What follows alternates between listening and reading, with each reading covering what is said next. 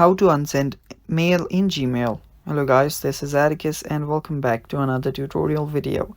In today's video, I'll teach you guys how you can unsend a mail in Gmail. So without any further ado, let's dive right into it. Now before we begin, I'm gonna tell you guys that you cannot actually unsend mail in Gmail after some time. So if you're doing this, you need to be really quick about this. So let's just head over to our Gmail. Open up your Gmail and make sure that you're logged in into your account. Now let's just write, let's just write a mail. I'll just write hi. I'll just write your greetings. And after doing this, select who you want to send it to.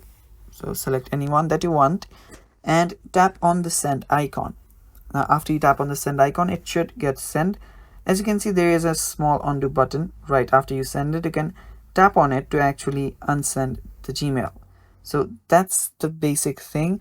That is the only small time frame which enables you to unsend the mail.